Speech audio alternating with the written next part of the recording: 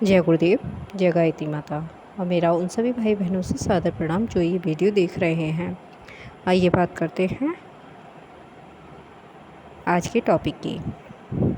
देखिए, मस्तिष्क, हृदय और जननेंद्रिय शरीर में ये 3 पुंज हैं। इन्हीं 3 स्थानों में बाह्य ग्रंथि, विष्णु ग्रंथि, रुद्र ग्रंथि है। वाम मार्ग काली तत्व से संबंधित होने के कारण रुद्र ग्रंथि से जब शक्ति संचय करने के लिए कूर्म प्राण को आधार बनाना होता है तो मैथुन द्वारा सामर्थ्य भंडार जमा किया जाता है। जननेंद्रियों के सूक्ष्म प्रभाव क्षेत्र में मूलाधार चक्र, स्वादिष्ठान चक्र, वज्रमेरु, तंडित, कक्षप, कुंडल सर्पिणी, रुद्र ग्रंथि, समान, कर्कल, अपान, कूर्म प्राण, लंबुषा, डांकनी, सुषुम्ना आदि के अवस्थान हैं। इनका आकुंचन प्रकुंचन जब तंत्र विद्या के आधार पर होता है तो यह शक्ति उत्पन्न होती है और वह शक्ति दोनों ही दिशा में उल्टी सीधी चल सकती है। इस विद्या के ज्ञाता जननेंद्रिय का उचित रीति से प्रयोग करके आशातीत लाभ उठाते हैं, परंतु जो लोग इस विषय में अनभिज्ञ हैं वे स्वास्थ्य और जीवनी शक्ति खो बैठते हैं। साधारणतया रति क्रिया में क्षय ही अधिक होता है। अधिकांश नर नारी उसमें अपने बल को खोते हैं, पर तंत्र के गुप्त विधानों द्वारा अन्यमय और प्राणमय कोशों की सुप्त शक्तियाँ इससे जगाई भी जा सकती हैं। वाम मार्ग में मैथुन को इंद्रिय भोग की शुद्ध सरसता के रूप में नहीं लिया जाता, वरन शक्ति केंद्रों के जागरण एवं मंथन द्वारा अभीष्ट सिद्धि के लिए इसका उपयोग होता है। शुप्त प्राणों का जागरण एवं एक की सामर्थ्यों का दूसरे के शरीर में परिवर्तन हस्तांतरण करने के लिए इसका रति साधना के रूप में प्रयोग होता है। मानव प्राणी के लिए परमात्मा द्वारा दिए हुए अत्यंत महत्वपूर्ण उपहार इस रति और प्राण के पुंज को ईश्वरीय भाव से परम श्रद्धा के साथ पूजा जाता है। शिवलिंग के साथ शक्ति योनि के तांबे की मूर्तियां आमतौर से पूजी जाती हैं। उनमें जननेंद्रियों के स्थित दिव्य शक्ति के प्रति उच्च कोटि की श्रद्धा का संकेत है। शूद्र सरसता के लिए उसका प्रयोग तो है ही माना गया है, क्योंकि इस विद्या के सार्वजनिक उद्घाटन से इसका उपयोग होने और अनैतिकता फैलने का पूरा खतरा है, इसलिए इसे अत्यंत गोपनीय रखा गया है। उपयुक्त पंक्तियों में तंत्र में सहनित शक्तियों के संबंध में कुछ प्रकाश डालना ही यहाँ अभीष्ट है। किसी अस्त्र को आगे की ओर चलाया जाता है और पीछे की ओर भी एक से स्वादिष्ट मिष्ठान भी बन सकता है और मदिरा भी। गायत्री महाशक्ति को जहाँ आत्मकल्याण एवं सात्विक प्रयोजनों के लिए लगाया जाता है, वहाँ उसे तामसिक प्रयोजनों में भी प्रयुक्त किया जा सकता है। गायत्री का दक्षिण मार्ग भी है और वाम मार्ग भी।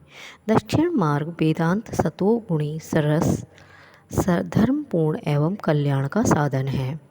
वाम मार्ग तंत्रोक्त तमोगुणी दुस्साहसपूर्ण अनैतिक और सांसारिक चमत्कारों को सिद्ध करने वाला है। गायत्री के दक्षिण मार्ग की शक्ति का स्रोत भय ब्रह्म का परम सतोगुणी हीम तत्व है और वाम मार्ग का महातत्व क्लीम केंद्र के लिए अपनी शक्ति प्राप्त करता है। अपने या दूसरे के प्राण का मंथन करके तंत्र की तड़ित शक्ति उत्पन्न की जाती है।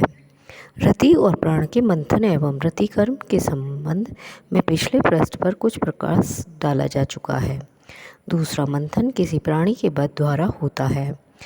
प्राणांत समय भी प्राणी का प्राण मैथुन की भांति उत्तेजित, उद्विग्न एवं व्याकुल होता है। उस स्थिति में भी तांत्रिक लोग उस प्राण शक्ति का बहुत भाग खींचकर अपना शक्ति भंडार भर लेते हैं। नीति अनीति का ध्यान न रखने वाले तांत्रिक पशु पक्षियों का बलिदान इसी प्रयोजन के लिए करते हैं। व्यभिचारी पुरुष किन्हीं सरल स्वभाव वाली स्त्रियों पर इस प्रकार का जादू चलाते हैं कि उन्हें पथभ्रष्ट करने में सफल हो जाते हैं।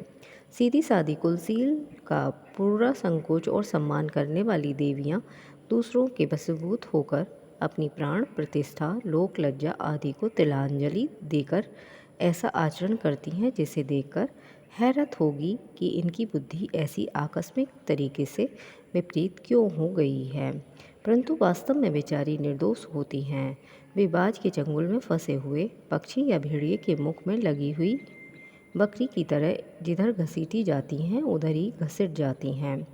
अब हम आपको बता दें कि पिछले दिनों कुछ केस ऐसे हुए हैं जिनमें देखा गया है कि लड़की और लड़के ने लव मैरिज की है, और उस लव मैरिज में लड़की ने फिर अपने पति को काट कर ड्रम में बंद कर दिया। ये केस है मेरठ का और उस लड़की का नाम था मुस्कान।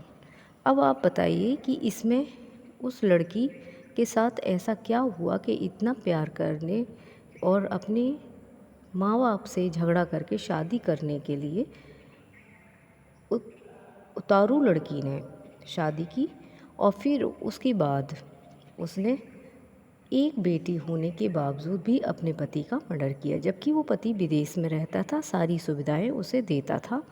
वह यूपी के मेरठ ज़िले में रहती थी। ऐसा क्या हुआ कि उसने अचानक ही ड्रम में बंद टुकड़े करके अपने पति को रख दिया। आइए इस पे चर्चा करते हैं। और भी बहुत केस हैं, लेकिन ये केस अभी हाल का है इसलिए आपको बताते हैं। देखिए, मुस्कान नाम की जो लड़की थी उसका पति बाहर रहता था और सास ससुर के साथ नहीं रहती थी, बस एक बच्ची के साथ रहती थी। उसका एक पिछली क्लास का मतलब स्टूडेंट लाइफ का फ्रेंड उसे मिला, जो कि वो तंत्र से संबंधित था और कुछ सन की था। उसने उस लड़की को अपने जाल में फंसाया तंत्र के थ्रू, और फिर उसको ऐसा कर दिया कि वो सोचने समझने की शक्ति ही खो बैठी। ये उस लड़की की गलती नहीं है जो उसने ऐसा किया। ये उस तांत्रिक ने ही सब कुछ करवाया था, जो कि उसका बॉयफ्रेंड था। उसने पहले लड़की को फांसा, फिर उसे अपने कब्जे में करके उससे ऐसे काम कराए जो नहीं करने चाहिए थे। तो बहुत से ऐसे केस हैं जिसके हम आपको बता नहीं सकते। ये तंत्र मंत्र बहुत गलत चीज़ है। इसके बारे में बहुत सारी गलत धारणाएं की जाती हैं जो बिल्कुल सही हैं। कभी भी ऐसे इंसान की बातों में आकर अपने घर को बर्बाद नहीं करना चाहिए, ना ही इनको कभी चक्कर में पड़ना चाहिए। और गायत्री साधना और गायत्री मंत्र का हमेशा जाप करते रहना चाहिए, जिससे कि आपको कोई अनैतिक नुकसान ना पहुंचा सके या आपके परिवार को नुकसान ना पहुंचा जा सके। अभी हाल ही की घटना एक और हुई है जिसमें एक लड़की की सगाई होती है, और सगाई बल्कि शादी हो जाती है, और वो है अपने पति को ले जाती है एक पहाड़ी पर घूमने के लिए, और पहाड़ी पर घूमने के बहाने वो ले जाती है और नीचे उसको धक्का मार देती है। यह भी एक तांत्रिक क्रिया का प्रभाव बताया जा रहा है, जिसमें उस लड़की के माइंड में ये भर दिया गया था कि ये लड़का मांगलिक नहीं है, तो मांगलिक हो और ये आगे तुम्हारा जीवन साथी नहीं बन सकता है। तो ये इस लड़की ने इस तरह के ये कदम उठाए क्योंकि उसके मन में ये भर गया था कि मेरे पति की डेथ होनी ही होनी है, तो किसी बहाने से क्यों ना सही। तो ये भी उसी पंडित का दोष है जिसने उसको मांगलिक बताया था और सारी घटनाएं बताई। तो ये कोई निश्चित नहीं है किसकी मृत्यु कब होनी है, कहाँ होनी है, कैसे होनी है, ये किसी को भी पता नहीं है। इसलिए इन चक्रों में नहीं पड़ना चाहिए। जय गुरुदेव, जय गायत्री माता। क्योंकि इनसे सदैव नुकसान ही होता है, फ़ायदा किसी तरह का आज तक किसी को भी नहीं हुआ है। अब मैं अपनी वाणी को विराम देती हूँ और आप सभी से आग्रह करती हूँ, कृपया इस वीडियो को ज़्यादा से ज़्यादा शेयर करें, लाइक करें, कमेंट करें, और जो भाई बहन पहली बार मेरे चैनल पे आए हैं कृपया इसको सब्सक्राइब करें। जय गुरुदेव, जय गायत्री माता।